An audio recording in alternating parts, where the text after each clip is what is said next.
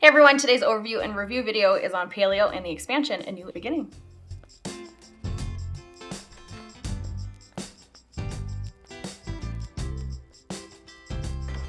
So if you're new here, this is Two Sheep, One Wheat. My name is Krissy. If there's a board game that you would like for me to review or Nick and I to play, please let me know what that is down in the comments below. Like this video and of course subscribe to the channel.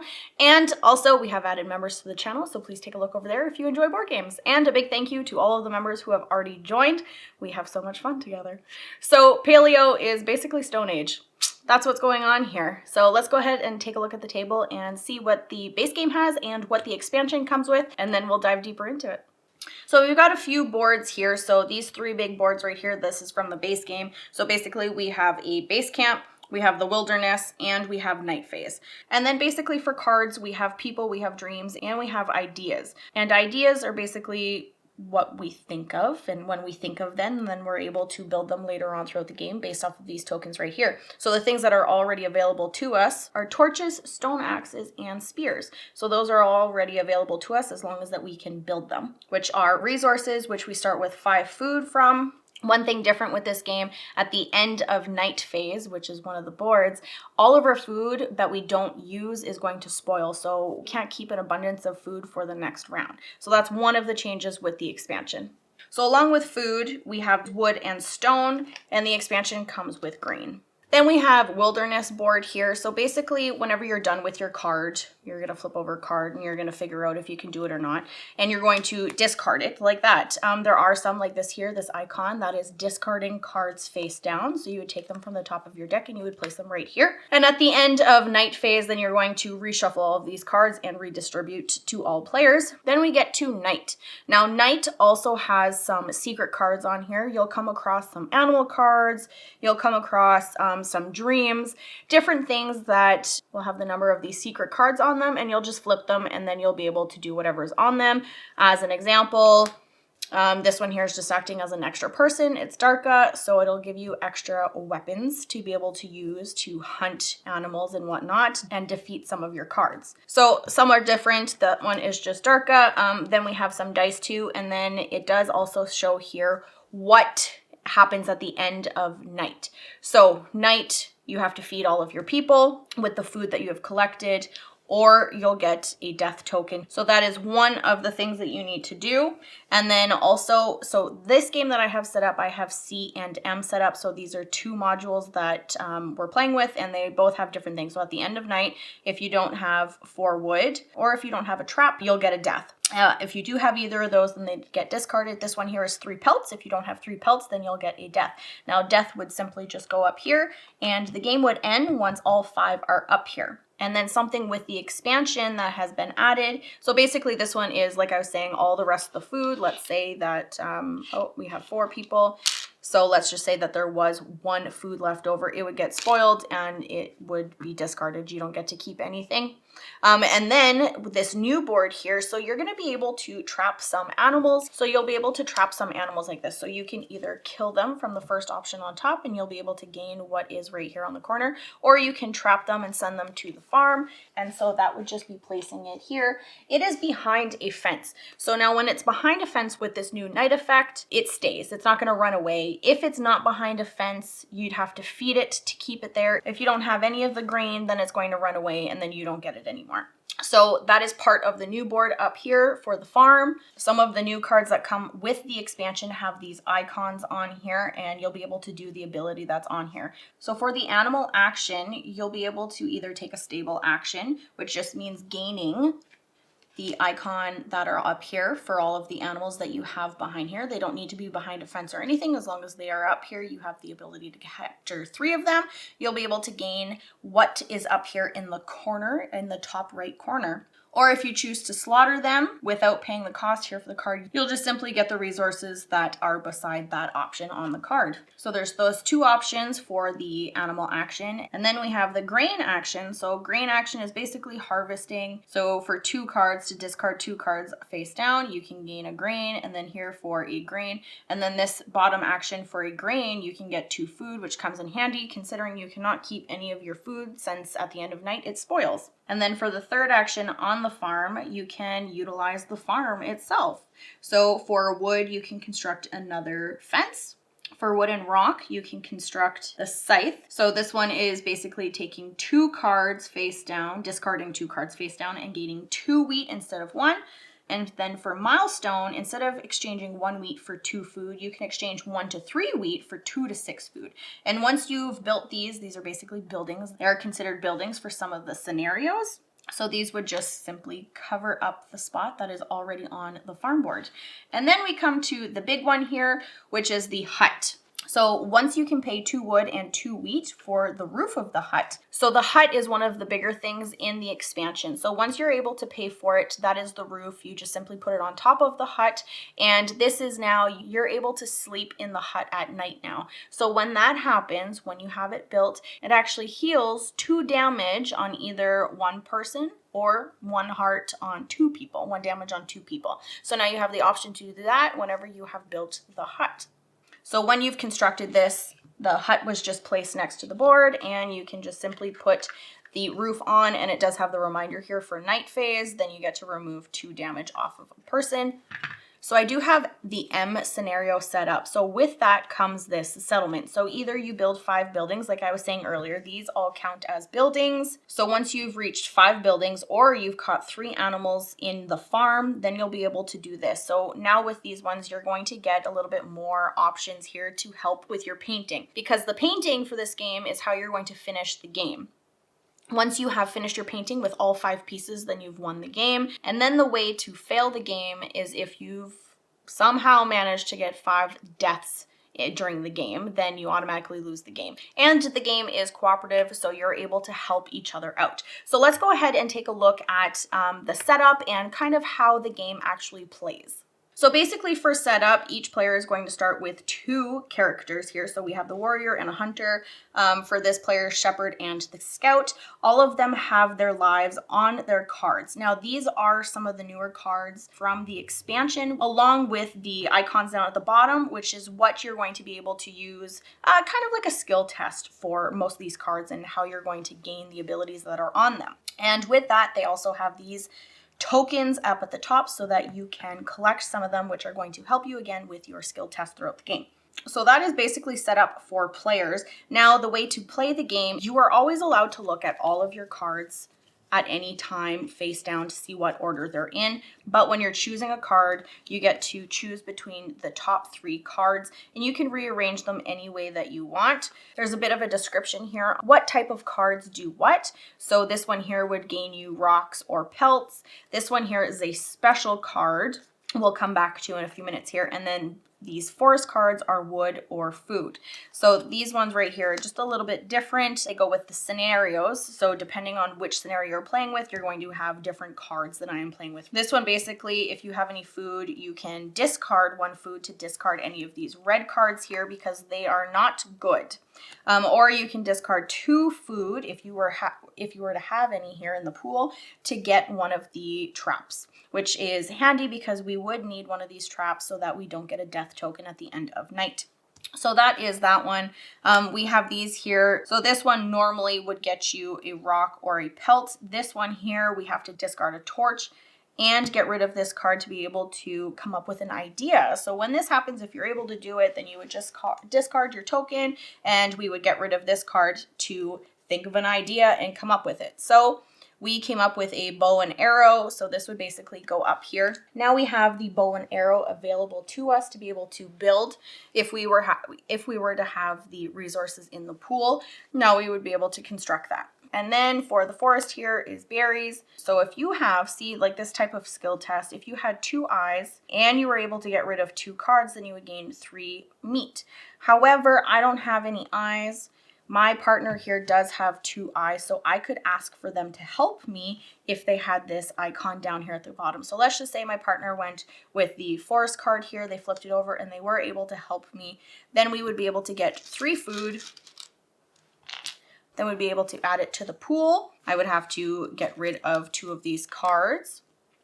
And then once you're done with your card, you would only ever finish one card at a time. So when you're done with it, it would simply go there. My partner helped me, so their card is done.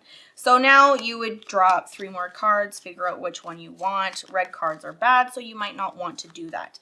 These animal cards here would give you meat or pelts. This one in this case is a wild boar. If you were able to kill it, you'd be able to get 3 food and a pelt. This would require 3 arrows. I have 2. And my partner doesn't have any, so unfortunately we wouldn't be able to do this, but I could help them if they had a more simpler task to be able to complete, which is weird. We both have wild boars. We're not going to be able to finish it, so those cards would go up there. So these red cards here are not very good. In this case, it is a wolf, which is one of the animals that we need to complete scenario C, Howls in the Night. You need to remove 5 wolf cards to be able to get a dream card. It also has the night ability at the bottom of the card, which is not something that we want to keep around. So the cost for this one would be 1 eye. I do not have 1 eye. We do have food that we could remove, and I could remove 2 cards, and then this card would get discarded. If we were able to do this card, discard is just right here. That is the cemetery. So let's say, perfect, my partner can help. They have an eye. I can get rid of the 2 cards. This way we would get companion here, and it would just go anything that you collect for tokens wise would go on the side of all of your cards, just so that it is yours. Now anything else, food, green, wood, or stone, would go in the pool for everyone to use. In the case that you weren't able to do this one, unlike the wild boar, there are some consequences here. You would have to get rid of a torch, or you'd have to gain 2 wounds. Now when you're collecting wounds, they can go on different characters or they can go on the same character. The only way to remove those is with specific tokens that you can collect, or if a card tells you that you can remove or heal yourself. Also, don't forget that the hut will help you heal at night. So now that the wolf is completed, it would go in the cemetery because it says to. However, scenario C states that we need 5 of them. So we're just going to stick it to the side for right now until we have 5, and then we can complete scenario C. So my partner at home did help me, so that would be placed right there. So you continuously play, drawing 3 cards, rearranging them if you want to, taking the 1 card and placing it out. Same thing with your opponent. Now, when you run out of all of your cards, that is when you have passed. You can run out of your cards quicker than your partner can run out of cards quicker than you, and once you just have no more cards, you have passed until every player has passed. So then you move on to night mode, which is exactly how I explained it. You're going to feed all of your people. If you cannot feed them, then you will get a death token.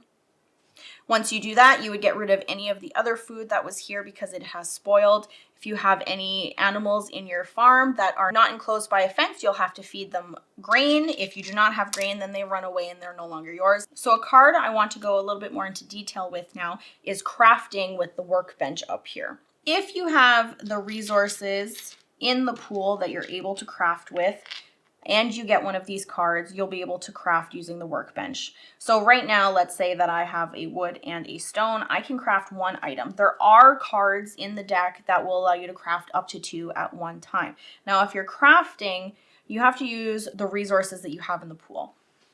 So some of these tokens here, if they have this icon, just like this torch here, that means once you use it, it goes back. You'll have to recraft it with a wood. And the other 2 here are more of a permanent one, more of permanent ones, but they cost a little bit more. It's a little bit harder to get stone, and it's a little bit harder to get wood and stone. But those 2 symbols do come in handy for a lot of these cards as a skill check to be able to have enough of these to be able to claim some of the bonuses here on the cards whenever you're going through them. And there are some cards in here now, depending on what scenario you're playing. This one here we have for M, which is in the base game, isolation. Now we'll need clay and we'll need reeds. You can just add those to your group. We like to add them here just so that everyone can see them, but you'll need to have these 2 to be able to craft this isolation here. So you would need 3 crafting icons. You would have to discard that card, and you would need clay and the reeds card,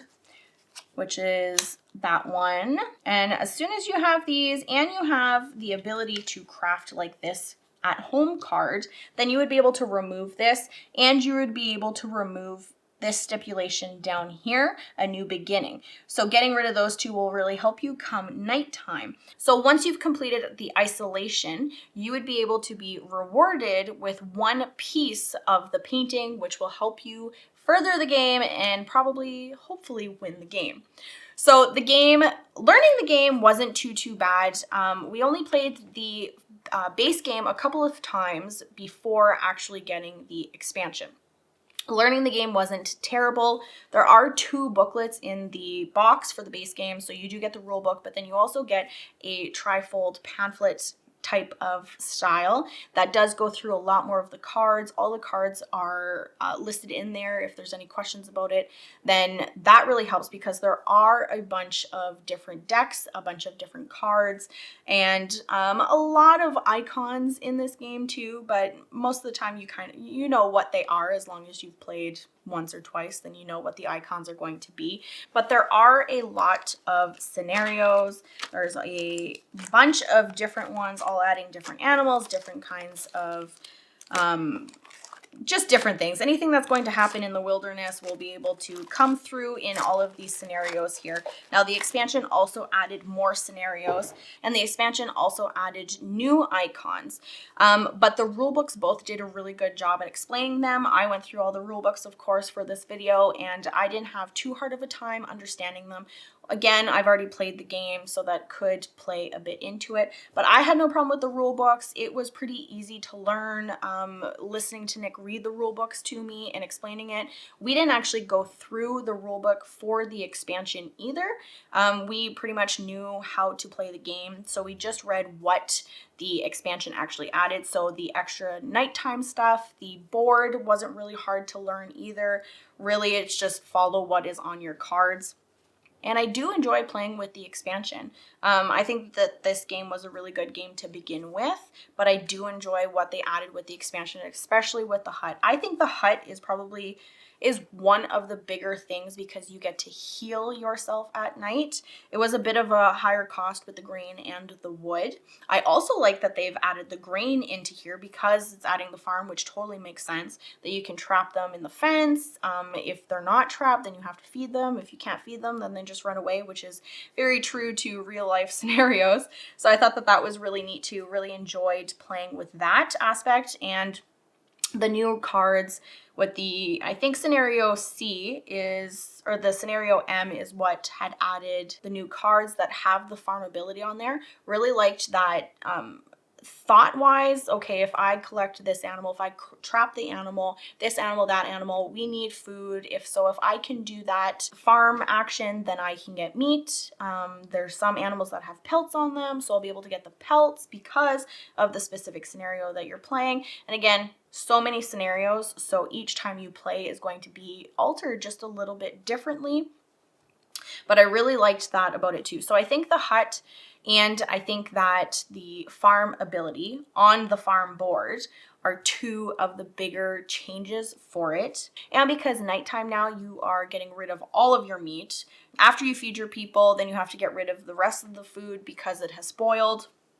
And because of that, now you can't stock up to help you through your next round. So with the grain, with the expansion, you can exchange that for food, which comes in handy. So many different ways to get food with this game. I think one time did we not have enough food for people, which caused a death. However, you have 5 chances, 5 health basically to play this game. To me, plays into theme a lot because of what it is. It's the Stone Age, you have to fight for your food, comes through with all of these animals, and now the farm because you're capturing them, and then you can also kill them for their food, for their fur. And I think theme-wise with this game, like it's really there. I really like it. And then these ideas that you come up with, and now you can craft them because you thought of those ideas. You can craft them now, which is the wheel and the fire, and I think that's really cool too. The expansion did fix one problem with the base game, which is the color of the people. So there's a lot of different skin tones now, which I think fixed the problem that they were having. Because I know that I didn't know at the beginning. Nick is the one that told me that this game was a little bit controversial because of that issue. So theme now a lot better because of that as well.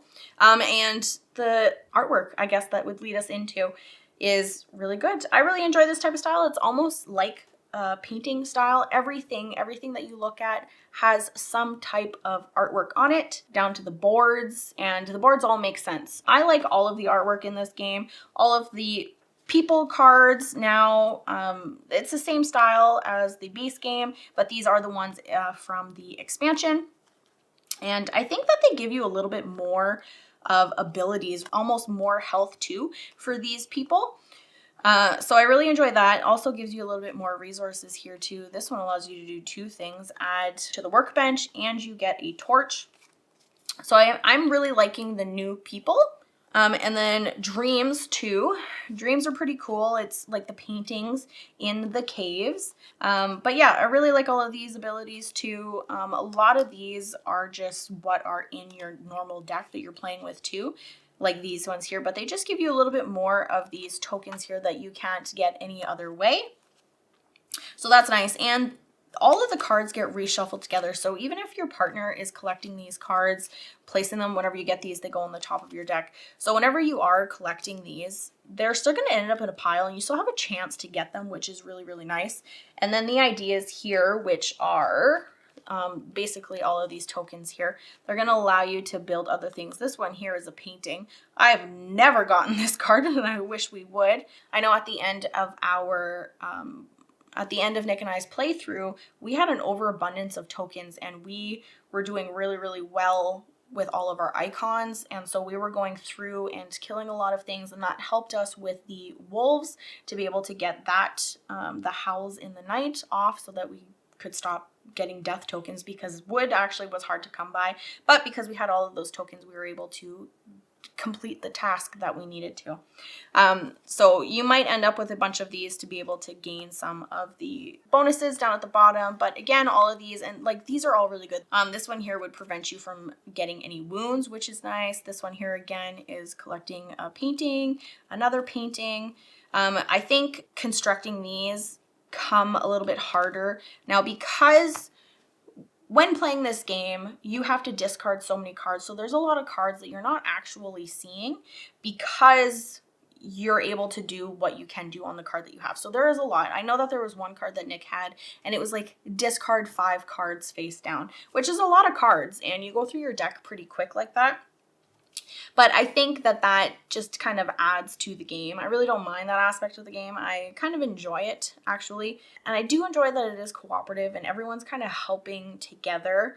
And I think that this is one of the games, because it is cooperative, I don't think I can see how it's could be overrun, but I think that this is just one of those games that, you know, you're able to do your own thing, but you're still able to help out whenever somebody's helping out. Like, a lot of the times Nick has a problem with that, is that you become the one person that tells everybody what to do, or people ask you what to do. But I think because you have your own deck, you have your own people, that I think there's not too much of that going on in this game, because there is a lot of other stuff going on too. One person can work towards one problem while you work towards another. So I really enjoy that about the game. But yeah, my overall thoughts on the game is that it's really fun. I don't think that I would play the base game without the expansion anymore, just because of what it adds. I really, really enjoy the addition of the farm and the animals. And as far as complaints about the game, I don't think I do.